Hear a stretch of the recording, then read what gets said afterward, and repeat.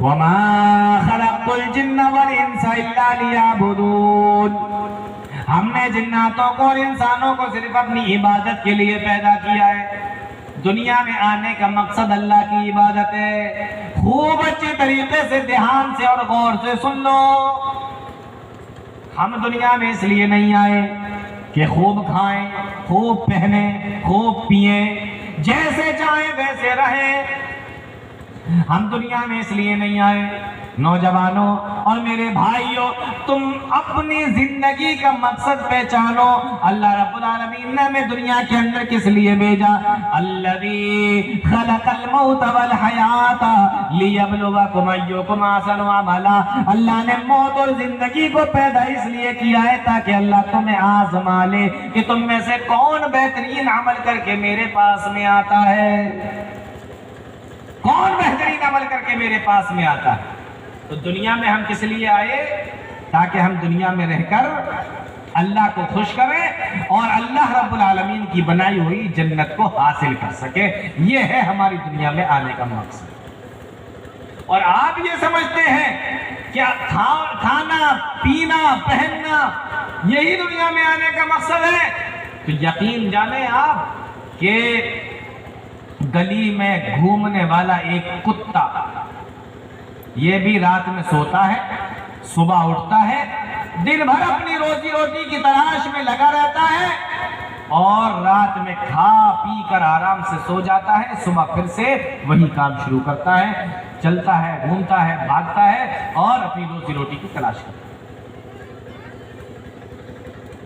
یہی حال ہم نے اپنی زندگی کا بنا رکھا۔ ہم دن بھر روزی روٹی کی تلاش میں رہتے ہیں، رات میں سو جاتے ہیں۔ جو حال گلی میں گھومنے والے ایک کتے کا ہے وہی ایک انسان کا۔ اللہ نے ہمیں اس لیے تو نہیں بھیجا تھا کہ ہم دنیا میں آ کر کتا بن جائیں، یا دنیا میں آ کر ہم ایسی زندگی گزاریں جس طریقے کی جانور گزار رہے ہیں۔ اور اگر ایسے ہی گزارنا ہے تو ہم نے اور جانوروں میں پھر فرق کیا رہ گیا؟ ہمیں اللہ نے کس لیے بھیجا؟ الذی خلق الموت والحیات، اللہ نے موت اور زندگی کو اس لیے پیدا کیا۔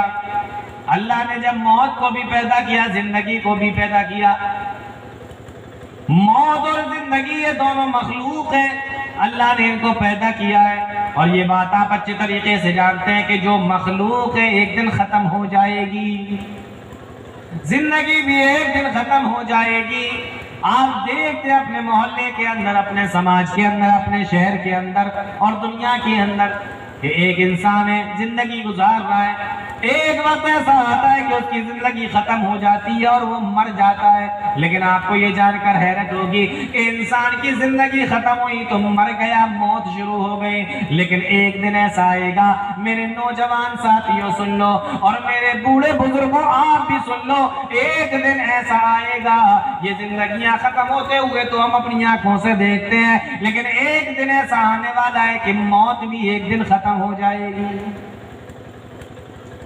اللہ کے نبی کی حدیث ہے، صحیح بخاری کی روایت ہے، جب جنتی لوگ جنت کے اندر چلے جائیں گے اور جہنمی لوگ جہنم کے اندر چلے جائیں گے، یوتا بالموت کہیئت کبش املہا، اللہ کے نبی فرماتے ہیں کہ موت کو ایک دمبے کی شکل میں، ایک مینڈے کی شکل میں موت کو لایا جائے گا، اور موت کو لانے کے بعد وہ ایک آواز لگانے والا آواز لگائے گا، فَيُنَادِي مُنَادٍ، ایک آواز لگانے والا آواز لگائے گا، یا اہل الجنہ و یا اہل النار، او جنتیوں، او جہنمیوں۔ حدیث کے اندر آتا ہے جنتی بھی جھانکنے لگیں گے، جہنمی بھی جھانکنے لگیں گے، فرمایا جائے گا ہل تعرفون ھذا، کیا تم پہچانتے ہو کہ یہ کیا ہے؟ موت ایک دمبے کی شکل میں لائی گئی ہے، کیا تم جانتے ہو کہ یہ کیا ہے؟ جواب دیا جائے گا کہ یہ موت ہے۔ اس کے بعد حدیث کے اندر آیا،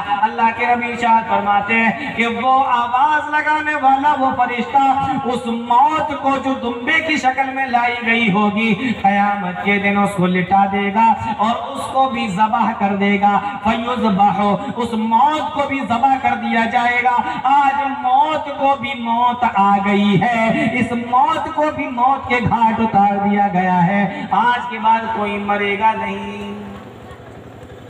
پھر آواز لگائی جائے گی، یا اہل الجنت، यार जन्नत खुलूदुन ला मौता, हमेशा हमेश के लिए जन्नत में रहो और तुम्हें मरना नहीं है, हमेशा हमेश के लिए जहन्नम में रहो और तुम्हें मरना नहीं है। जन्नती लोग ये सुनकर खुश हो जाएंगे कि अब हमें मौत नहीं आनी है, अब हमेशा नेमतों वाली जन्नत में रहेंगे। जहन्नमी जब इस बात को सुनेंगे परेशान हो जाएंगे कि हम तो ये सोच रहे थे कि एक दिन ऐसा आएगा कि हम मर जाएंगे और हमें यहाँ से नजात मिल जाएगी, लेकिन अब तो मौत को भी मौत आ गई, अब तो हमें मरना नहीं, हमेशा हमेश के लिए जहन्नम के अंदर रहना है। तो मैं आपको ये बता रहा हूं कि जिस तरीके से जिंदगियां खत्म होती हैं, इंसान मरता है, इसी तरीके से एक दिन ऐसा आएगा कि मौत को भी मौत आ जाएगी और मौत को भी मौत के घाट उतार दिया जाएगा। अल्लाह फरमाता है अल्लज़ी खलक़ल मौत वल हयात लियब्लुवकुम अय्युकुम अहसनु अमला। अल्लाह ने मौत और जिंदगी यानी अल्लाह ने तुम्हें दुनिया के अंदर इसलिए भेजा है ताकि अल्लाह तुम्हें आजमाए कि तुम में से कौन बेहतरीन अमल करके मेरे पास आता है। और बेहतरीन अमल आप जानते हैं किसको कहते हैं? अल्लाह ने ये नहीं कहा कि कौन ज्यादा अमल करके मेरे पास में आता है, अहसनु अमला, बेहतरीन अमल करके कौन मेरे पास आता है।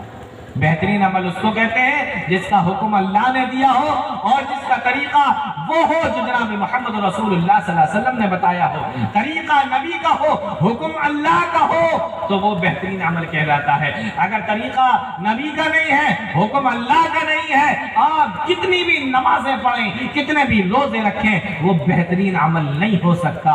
और जब वो बेहतरीन अमल नहीं है तो अल्लाह के यहाँ वो काबिल कबूल नहीं है।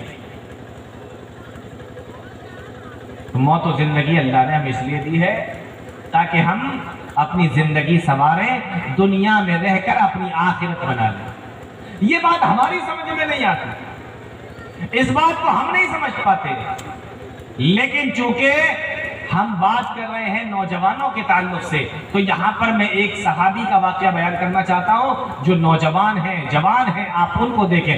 ये बात उनकी समझ में आ गई, आज हमारे नौजवानों की समझ में नहीं आई। और सहाबी भी कैसे, सहाबी भी कैसे, हजरत मुसअब बिन उमैर रज़ी अल्लाह ताला, नाम सुना है हजरत, बोलो, मुसअब बिन उमैर रज़ी अल्लाह ताला, मक्का के मालदार नौजवान, बेइंतहा पैसा।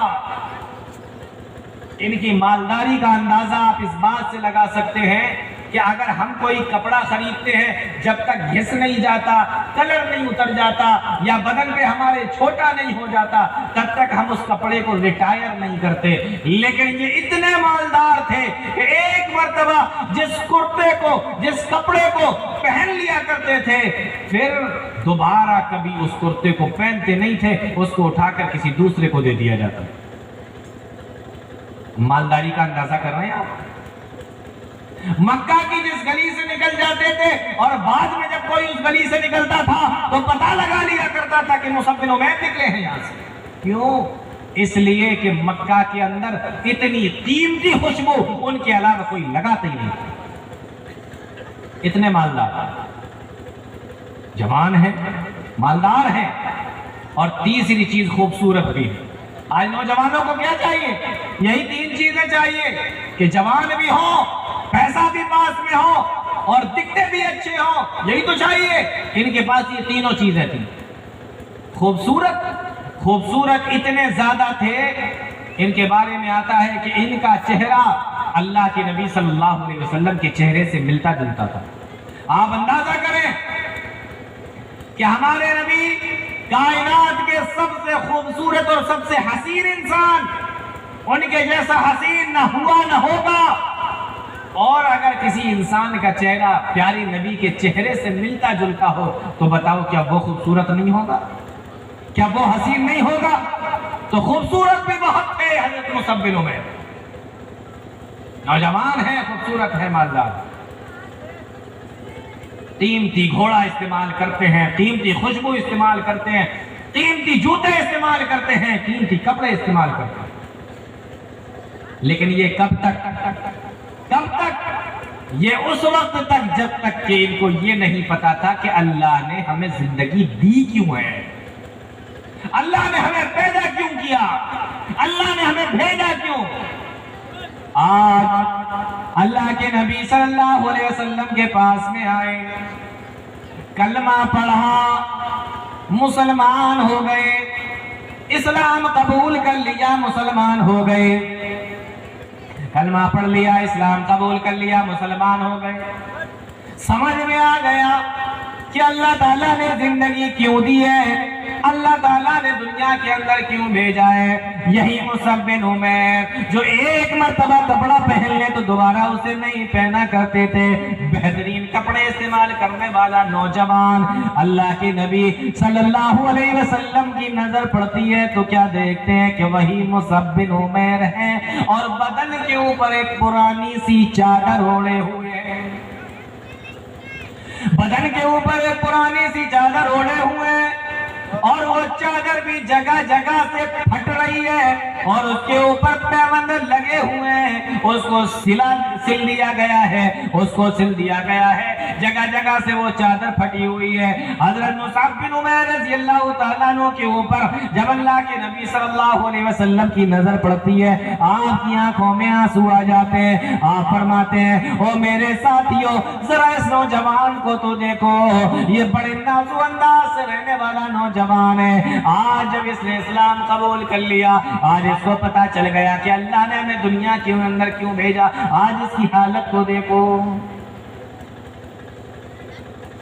سمجھ گئے کہ دنیا میں کیوں آئے، اچھا پہننے، اچھا کھانے، اچھا رہنے کے لیے نہیں، بلکہ اس لیے آئے تاکہ اس دنیا میں رہ کر 50 سال، 40 سال، 30 سال، 60 سال، 70 سال کی زندگی گزار کر اللہ کو راضی کر کے، اللہ کو خوش کر کے اس دنیا سے چلے جائیں۔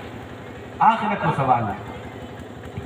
یہی نوجوان صحابی جب جنگ احد کے اندر ان کو شہید کر دیا گیا، اور جب ان کو کفن دینے کی باری آئی، صحیح بخاری کی روایت ہے، جب ان کو کفن دینے کی باری آئی، کفن کی چادر اتنی چھوٹی تھی کہ جب سر ڈھانپا جاتا تو پیر کھل جاتے، اور جب پیروں کو ڈھانپا جاتا تو سر کھل جاتا۔ ایک صحابی دوڑے دوڑے اللہ کے نبی کے پاس میں آئے، اور نبی صلی اللہ علیہ وسلم سے آ کے کہا اللہ کے نبی چادر چھوٹی ہے، سر ڈھانپتے ہیں تو پیر کھل جاتا ہے، اور پیر ڈھانپتے ہیں تو سر کھل جاتا ہے۔ اللہ کے نبی کی آنکھوں میں آنسو آ گئے کہ یہ وہ نوجوان ہے جو ایک کپڑے کو ایک مرتبہ پہن لیتا تھا تو دوبارہ نہ پہنتا تھا، آج اس کی حالت کو دیکھو کہ کفن کی چادر بھی چھوٹی ہے، سر ڈھانپا جاتا ہے تو پیر کھل جاتے ہیں، اور پیروں کو ڈھانپا جاتا ہے تو سر کھل جاتا ہے۔ اللہ کے نبی فرماتے ہیں ان غطی بیا راسہ بدت رجلہ وان غطی رجلہ بدا راسہ۔ اللہ کے نبی ارشاد فرماتے ہیں او میرے صحابہ جاؤ ان کے سر کو ڈھانپ دو، اور جو پیروں کی جگہ کھل جا رہی ہے اس کے اوپر گھاس رکھ دو۔ دنیا کو بگاڑا لیکن آخرت کو سنوارا۔ نوجوان ساتھیوں، نوجوان دوستوں، اللہ رب العالمین کو اس طریقے کی جوانی پسند ہے، اور اللہ رب العالمین اس طریقے کے معاملے کو پسند فرماتا ہے۔ دنیا میں رہ رہے ہو، اپنی زندگی کو کھانے کا، پینے کا، پہننے کا، اوڑھنے کا مقصد نہ بناؤ۔ یہ ہماری زندگی کا حصہ ہے۔ اگر آپ اچھا کھاتے ہیں، اچھا پیتے ہیں، اچھی جگہ رہتے ہیں، اسلام کو آپ سے کوئی پرابلم نہیں ہے، کوئی آپتی نہیں ہے۔ اللہ نے منع بھی نہیں کیا کہ آپ اچھا نہیں کھا سکتے، اچھا نہیں پہن سکتے، اچھا نہیں رہ سکتے، اچھا نہیں پی سکتے، نہیں، لیکن آپ اس کو مقصد نہ بنائیں۔ آپ زندگی کا مقصد وہی رکھیں کہ ہم آئے کس لیے؟ اللہ کو راضی کرنے کے لیے۔ ہم آئے کس لیے؟ اللہ کو خوش کرنے کے لیے۔ ہم آئے کس لیے؟ اللہ کے بتائے ہوئے طریقے کے مطابق زندگی